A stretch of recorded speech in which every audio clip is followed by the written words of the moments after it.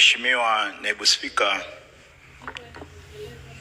na mimi naomba nichukue nafasi hii kuchangia hotuba muhimu ya Mheshimiwa Waziri Mkuu. Kwanza kabisa nimpongeze sana Mheshimiwa Rais wa Jamhuri ya Muungano wa Tanzania kwa kuendelea kusimamia dira yetu ya 2050 katika kuhakikisha wanakuza uchumi na kuzalisha ajira nyingi nchini.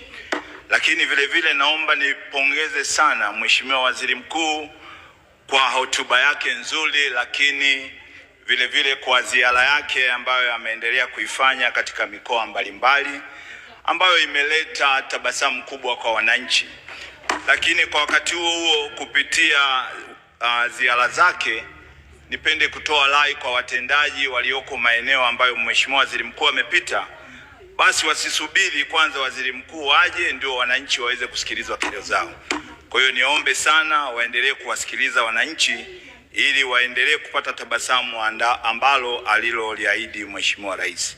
Lakini vile vile Mheshimiwa Naibu Spika, na mimi vile vile nichukue tena fursa kupongeza mawaziri wote wa wizara hii kwa kazi nzuri wanayoifanya. Mheshimiwa Deus Sangu na Mheshimiwa kaka yangu Profesa Shemdoe kwa kazi nzuri wanayoifanya. Mheshimiwa Naibu Spika, na mimi naomba nichangie hotuba ya Mheshimiwa Waziri Mkuu katika maeneo mbalimbali. Hasa nitajikita katika maeneo mawili, lakini eneo kubwa nitaongelea zaidi katika eneo la ajira. Mheshimiwa Naibu Spika, ikumbuke kwamba mkoa wa Mwanza ni miongoni mwa mikoa ambayo ina makusanyo makubwa na inachangia kwa kiwango kikubwa kwenye pato la taifa. Zaidi ya 7.2% ya makusanyo ya mkoa wa Mwanza yanachangiwa na Mwanza, nyuma ya Dar es Salaam. Kwa maana hiyo, mkoa wa Mwanza pamoja na kuwa ni mkoa wa kimkakati, basi na sisi kama wabunge tunalo jukumu la kuhakikisha tunaendeleza yale mazuri ambayo Mheshimiwa Rais ametaka kuyafanya katika mkoa wa Mwanza.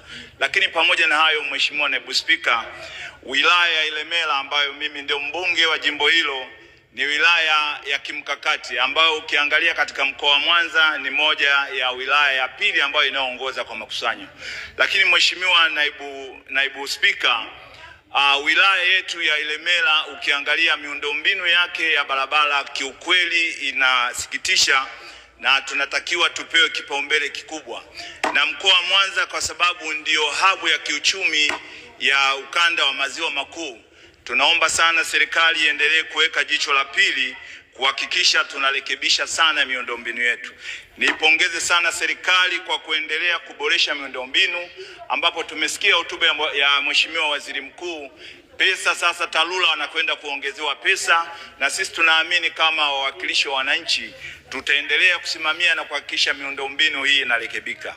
Kwa mfano, kwa sasa hivi barabara nyingi hasa za jimbo langu la Ilemela zimekuwa ni changamoto kubwa. Barabara zimeharibiwa na mvua. Tunafahamu mvua, pamoja na kuwa mvua ni baraka, lakini barabara nyingi zimeharibika. Kwa hiyo niombe sana ndugu zangu wa TARURA kuangalia barabara za wakazi wangu wa jimbo la Ilemela na wananchi wote kwa ujumla, kuhakikisha barabara hizi ziweze kupitika. Lakini pamoja na hayo, Mheshimiwa Naibu Spika, naomba niongelee barabara yangu ya Ilemela ya kimkakati. Kama serikali naomba iangalie kwa jicho la pili.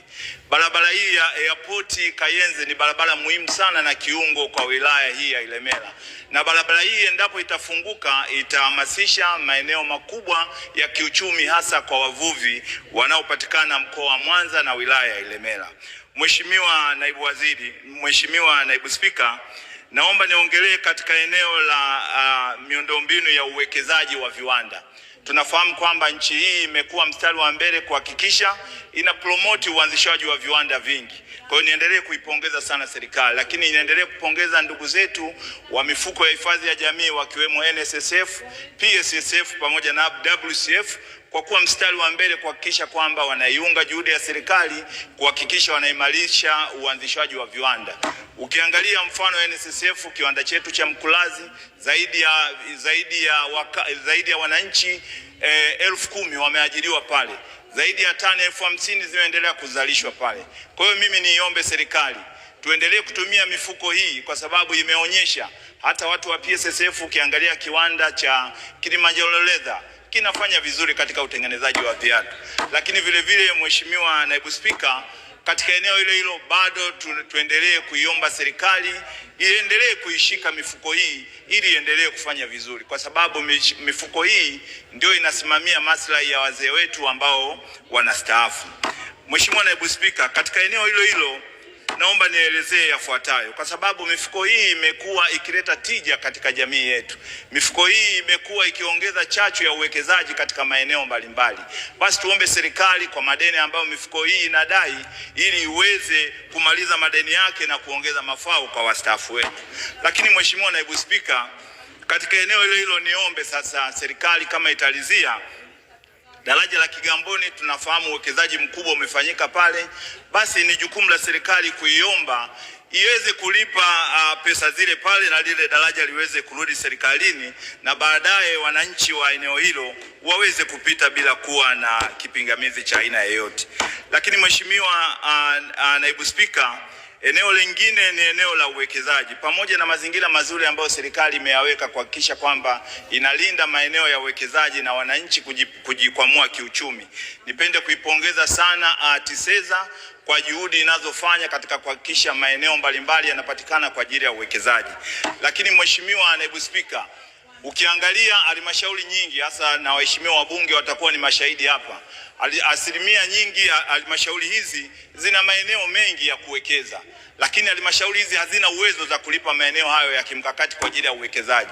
Sasa niombe serikali kupitia TISEZA itafute yale maeneo strategic ambayo TISEZA inaweza ikalipa fidia kwa niaba ya halmashauri, ili wawekezaji wanapokuja waweze kuwekeza. Na mimi Mheshimiwa Naibu Spika, wilaya yangu ya Ilemela tuna maeneo mazuri ya uwekezaji. Kulingana na uwezo wa manispaa yangu haiwezi kuyalipa hizo fidia kwa ajili ya wakazi hao, kuachia hayo maeneo kwa ajili ya uwekezaji.